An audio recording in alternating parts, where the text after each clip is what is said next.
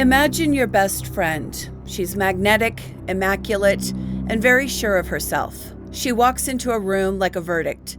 She tells you she's saving the world, and she sells it with a voice that never cracks unless it helps the story along. She tells you she's rescuing children from sex traffickers in Afghanistan. She's evacuating orphans from Ukraine. She's briefing soldiers, advising generals, and occasionally taking direction from God. She says she's a doctor, sometimes a nurse, sometimes a federal agent on a classified mission, and somehow also a United Nations insider. She is whatever the moment needs her to be. And you believe her, because who wouldn't want to believe this to be true? Now imagine it was all a performance. Every gala, every tear-jerking speech, every carefully composed photograph was part of a show. A Broadway con staged in Utah, funded by people whose greatest crime was wanting to help. Ticket price? Roughly $1.7 million. This is the story of Candace Rivera, also known as Candace Leard, Utah's unicorn girl. But today, that unicorn isn't galloping through rainbows. She's pacing a prison cell, stripped of glitter, left with the echo of her own applause.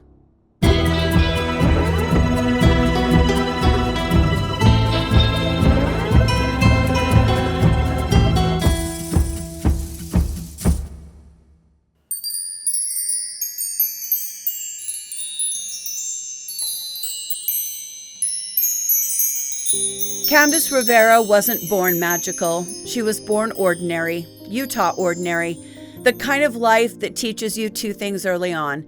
Community is everything, and appearance is currency.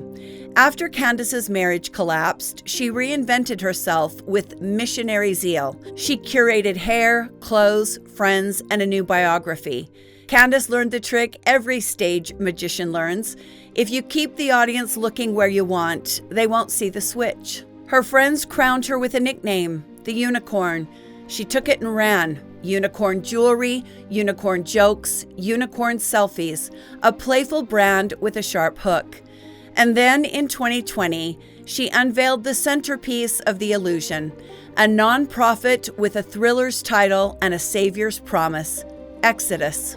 Candace Rivera was a Utah mom, once divorced, living an ordinary life. She says that in Utah as a Latina, she often felt alone. That's why she sought out diversity groups and programs to be a part of. She claims that eventually led her to a career pivot where she worked on communications and events related to diversity, equity, and inclusion. She claims to be a Christian and a woman of faith. And somewhere along the way, Candace Rivera got very interested in human trafficking. Exitus claimed a holy mandate: fight human trafficking, rescue victims, restore dignity. It's the kind of mission that shuts down skepticism and starts standing ovations. Who wants to be the person that says, "Prove it," when a child's life might be at stake? In 2020, Exitus incorporated in Utah. What Candace Rivera never truly incorporated was accountability. She wore credentials like costumes. Court filings and news reports later documented a list of identities Candace claimed and didn't hold. Licensed registered nurse, UN connected...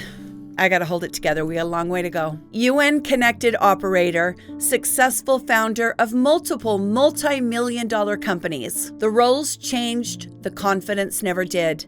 The details were elastic. The certainty was steel. Then came the parties. Candace knew her fraud would sparkle under the chandeliers, so she staged galas that felt like redemption, with valet parking. Picture the room. Crystal light falling on tables stacked with auction items, handbags, vacations, promises packaged in ribbon. The non-alcoholic champagne moved like a tide.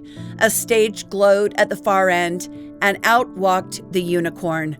Eyes shining, voice trembling at exactly the right syllable. She conjured horror with care. Children in chains, girls pulled from motel rooms, boys flown to freedom. She gave donors proximity to heroism without any of the danger. All they had to do was raise a paddle, write a check, swallow hard, and believe. And they did. The money came. Over time, investigators would tally it at around $1.7 million. But when the tide retreated, it left a shoreline of receipts that didn't match the brochures. There are so many different stories of her background, her education, her training, her life.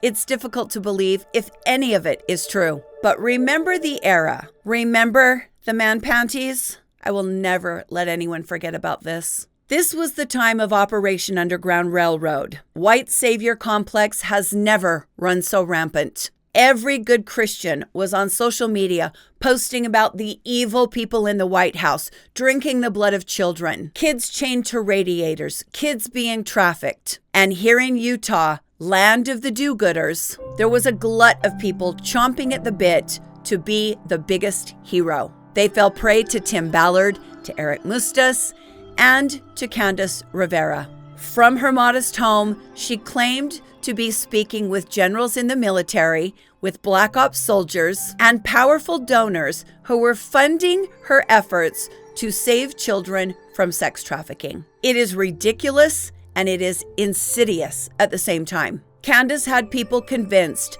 that they were truly helping children in terrible situations by giving her money. The con started around 2017, 2018, and by 2020, it was huge. Follow the money, the oldest detective line in the book. Well, investigators did. The current carried them to ordinary luxuries that looked extraordinary next to the mission statement.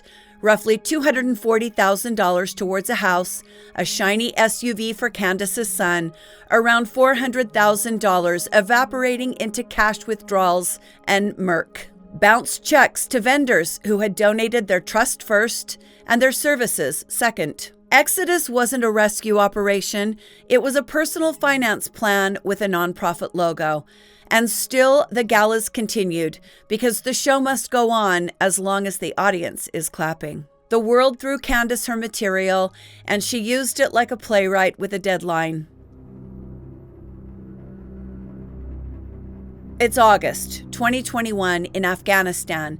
The Taliban's advance collapses Kabul. Airports flood with panic. The news runs 24/7 images of real people in real danger. Candace Rivera declared Exitus was mobilizing evacuations, helicopters, special operators, negotiations in rooms the public could never see.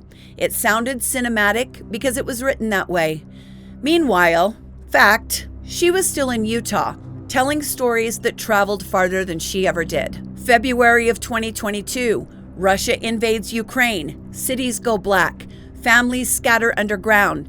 Candace Rivera now says Exitus is rescuing orphans. Donors feel the floor drop in their stomachs. They give again. This is the cruelty of a great con. It hijacks your empathy and spends it. Evidence? Thin to none. And you're a bad person if you ask for it. Mission reports? Absent. Photos of proof? No. Only the glossy photos at the galas. Candace Rivera wasn't running operations. She was running a monologue. Candace Rivera didn't just borrow credibility from tragedies. She borrowed it from heaven and Washington too. In different rooms, she was different things. God's chosen instrument, a federal agent on a classified mission, an insider with a world of powerful friends. When pressed about a 6-month squat in a rental that ended with roughly $10,000 of damage to the home, Candace draped it in the language of secrecy. Can't talk. National security. Something big went down there. To some landlords and many listeners, the mystery worked better than proof. And then there was Dubai. While Candace told backers that she was coordinating rescues around Afghanistan, she was actually living in a luxury hotel suite in Dubai. The skyline made a perfect green screen. She told friends that she was surrounded by Black Ops soldiers, that weapons were being purchased, that meetings with top brass were underway. In her telling, Candace Rivera was a child rescuing commando in stilettos. In reality, it was room service with a view. So yes, you heard that right. Candace's donors and supporters thought she was in Afghanistan, rescuing children with these Black Ops soldiers, when in reality, she was sitting in Dubai in a luxury hotel. She never went to Afghanistan. And I can definitely do a part 2 on this story if you want me to, but there is a whole section of these claims that she makes of going to the Ukraine and rescuing these orphans from an orphanage. It is really a story on its own. Let me know if you want a part 2. This is a 30-minute episode. There's a lot more to this story than what I can put in here today. This is how big lies work. They lean on plausible scenery. Soldiers do pass through Dubai. Deals do happen there. Briefings happen there. Wrap a fantasy in enough fact and it stops looking like make-believe. It starts looking like a moment you just didn't witness. Scams don't usually end because the con artist has had a change of heart. They end because the paper trail trips the performer. For Exitus, the paper trail had a calendar. By late 2022, the organization's nonprofit registration in Utah had lapsed. That's the kind of bureaucratic thread most donors never see, and some operators never fear. But it matters. It signals that the guardrails, thin as they are no longer on the road. Candace had managed to convince thousands of people in Utah that she was running one of the largest organizations for rescuing children in the world. But then came the small crime that opened the big case. A forged check for about $4,500 deposited into a joint account with Candace's teenage son. The money was pulled almost instantly. The money had come from investors to go towards the cause. But later on, when investigators went back through the banking records, they noticed the money was gone almost immediately because that's what they do. They notice small things that light up the big map. Now, what's up with the unicorn thing? Apparently, Candace Rivera was in a group of moms that have preschool-aged children. She was known to be very fun and very talkative and a big personality. Apparently, one day at one of these parties, Candace showed up with a unicorn head, like one of those full face masks that goes all the way down over your head. And this wacky behavior got her nicknamed the Unicorn Girl. And she took that and ran with that. Everything around Candace was unicorn themed. Moms now tell stories of Candace's struggles, bonding with her over the fact that her husband had cheated on her, had left her alone, and now had a new girlfriend. She claims that she lost infant twin daughters at some point, and that she was still grieving the loss of those daughters. She bonded with other women who were having similar experiences. Candace was embellishing things that were going on in her story, making them bigger than they actually were in order to play on people's trauma and get close to them. And I don't know that there's anything much more sinister than that outside of physical harm. Candace had also been elected as president of one of these preschool mom groups. People thought she was going to do great at it. And then all of a sudden they started to notice things were not really as they seemed for Candace. She kind of got booted out of that group.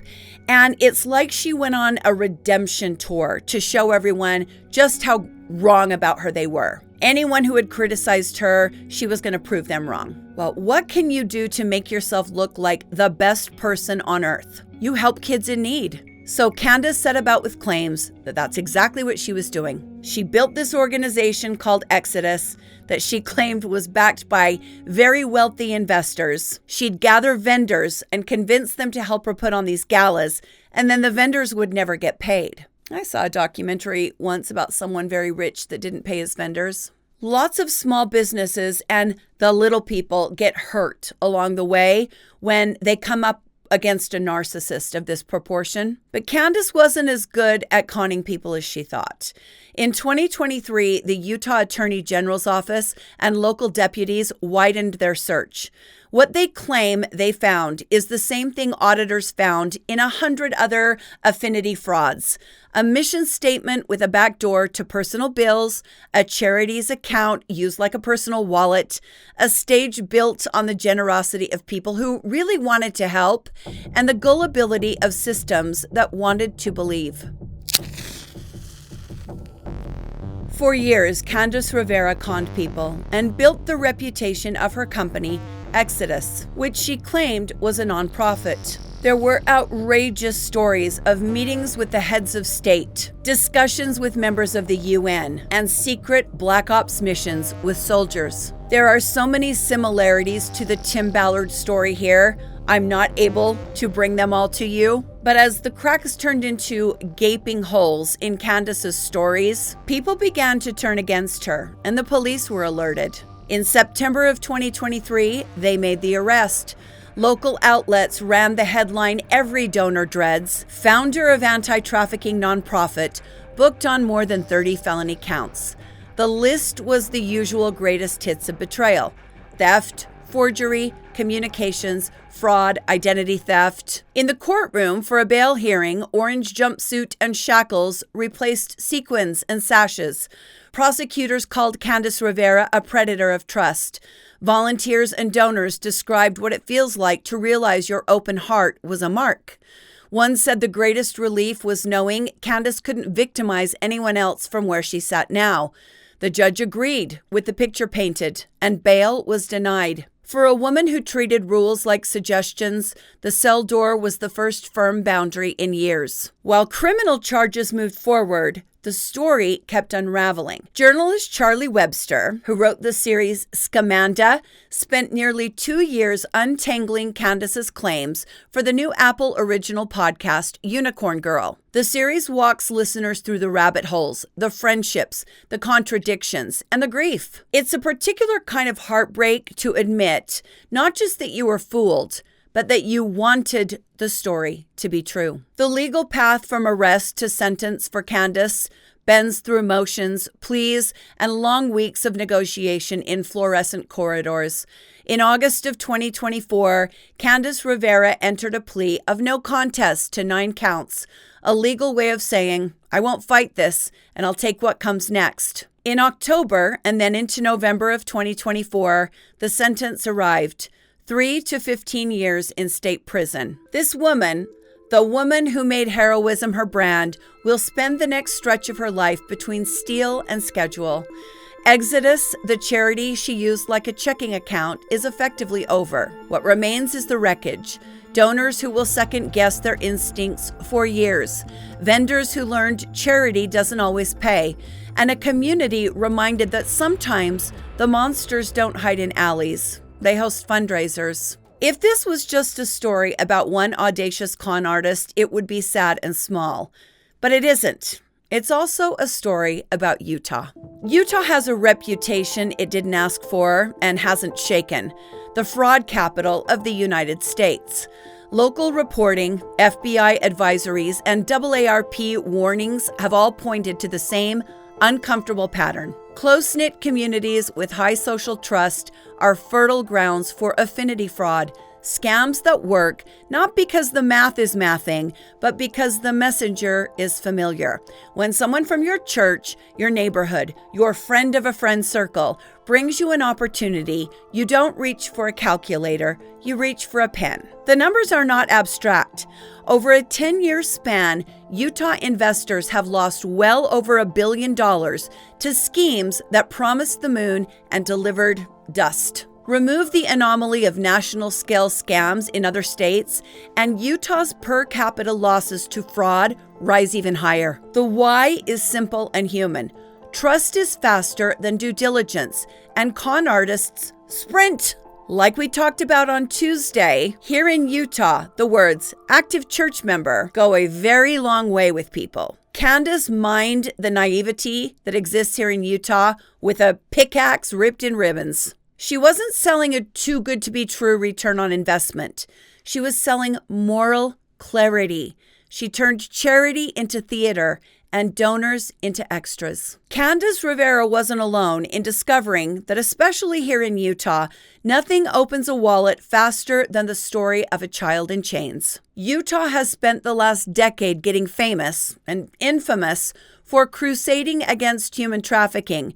Some of those efforts are earnest, essential, and underfunded, but some have blurred lines between storytelling, fundraising, and truth. Consider the parallels here with Tim Ballard and Operation Underground Railroad. Tim Ballard rose to national fame, promising daring rescues of trafficked children. Donors rallied, politicians praised him, and a film turned him into a folk hero. And people like me, ex-Mormons who have seen behind the curtain, were vilified and bashed on social media for daring to question these heroes. For years, critics accused Tim Ballard's organization of exaggerating rescue numbers and embellishing operations. Several women had to come forward with accusations of misconduct tied to their undercover work, and even lawsuits before anyone started to listen. In the summer of 2025, one lawsuit was dismissed, not on its merits, but because the plaintiff obtained evidence improperly. Other cases have now been dropped or narrowed, but there are some cases going forward, still in litigation. Through all of this, you guys, I think this is so important to acknowledge, Tim Ballard still has ardent supporters. They remain loyal to him. Critics like me remain alarmed. Consider me alarmed. What matters in our story today isn't any legal verdict for Tim Ballard or for Candace Rivera. It's the pattern. Utah audiences are primed to believe in cinematic rescues. Donors are eager to be part of a righteous fight, and Utahns are suckers for a charismatic leader. Con artists who discover that the story of saving children is the closest thing to a fundraising cheat code in this culture. Candace and the Unicorn Girl myth were a small-scale, mean-spirited echo inside a much larger amphitheater. She played the same notes, daring missions, sacred purpose, divine sanction, without the infrastructure, the oversight, or the truth. Different players, same stage. Different endings. Candace on trial. Ballard still battling in civil court and public opinion. But a similar wound. Trust torn, communities divided, and the awful suspicion that some people will sell anything, even hope.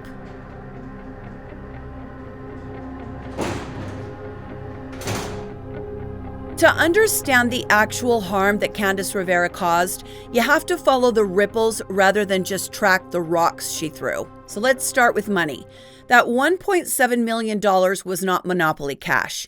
It came as date night donations at black tie galas. It came from widows on fixed incomes. It came from vendors who gave discounts and donated their time because they thought they were participating in something with a mission bigger than theirs. When prosecutors say that $240,000 went to a house, when they say a luxury SUV rolled out with donor dollars, and when they say hundreds of thousands of dollars were drained from these accounts by Candace, those are not just line items. They're backed by facts. These are school supplies people didn't buy, mortgages they didn't pay extra on, future donations to honest nonprofits now never made. It is insidious and it is evil. People like Candace don't just steal money, they steal time. Volunteers cleared weekends, babysitters were booked. Hours that could have been spent on ordinary kindness were poured into this dream of fantasy rescue. When the truth lands, it doesn't just take back the hours, it makes people stingy with their future ones. I once got into a really serious argument with somebody on Facebook because I was sick and tired of the ice bucket challenge. That thing got so overplayed that I said at the time, this is going to ruin events like this in the future. People are so burnt out on this ice bucket challenge that another one like this isn't going to take off. Have you seen anything like the ice bucket challenge since then? I will put my snide comments about being correct out of the way to say, when you burn people out on something, it locks away a piece of their heart and stops them from helping in the future. People like Candace steal pride. Communities like Utah live on the fuel of people showing up. Each con teaches a brutal lesson. Showing up can be dangerous. The next time an earnest nonprofit asks for help, too many good people will remember the Unicorn Girl and decide to stay home. People like Candace and Tim Ballard steal faith, not the doctrinal kind, the everyday kind. Faith that a person who writes nonprofit founder in a bio is what they say they are. Candace torched people's faith for a house payment and a highlight reel. In a darker register, consider how Candace's persona worked as a kind of social engineering. She presented as the friend who could keep a secret and the leader who could command a room. In conversations, she tailored each pitch to the audience. With religious neighbors, she stressed calling and prayer. With law and order donors, she emphasized federal connections and classified ops. With humanitarians, she painted lifelines and whispered about trauma-informed care. But in each case, she calibrated her lies to affirm the listener's worldview. That's the oldest magic trick of all, making the volunteer feel like the hero. All of the galas went the same way. The program would start with a survivor story told in very general terms.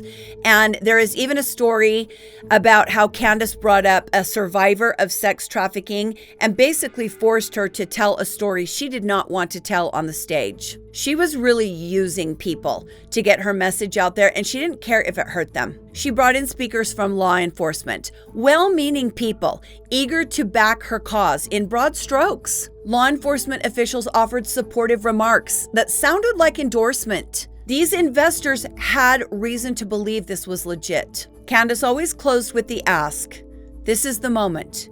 You are the difference. A life will change tonight." She would then count on the audience to fill in the missing details with their own goodness. And in homes and group chats afterwards, donors repeated the story as if it happened in front of them. "We rescued a child tonight." That becomes the way they describe writing a check. It's not malice, it's human nature. And it made Candace's work easy. Charlie Webster, the journalist, continued to dig into the aftershocks. In interviews, friends and acquaintances spoke about their quiet shame. How do you forgive yourself for loving the lie, you know? This hurt a lot of people financially, emotionally, trust-wise. And there's an irony that we shouldn't miss.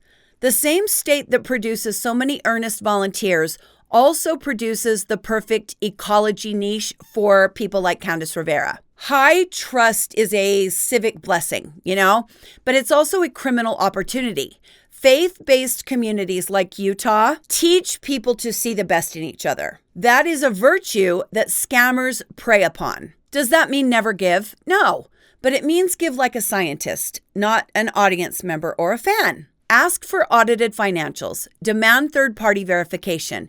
If the rescues are too classified to document, then the donations are too precious to part with. Stories about rescuing children need to be backed by factual information. The cause of anti-trafficking deserves excellence, not improvisation. So let's return to the courtroom one last time, because that room is the only place where the story stopped shape-shifting.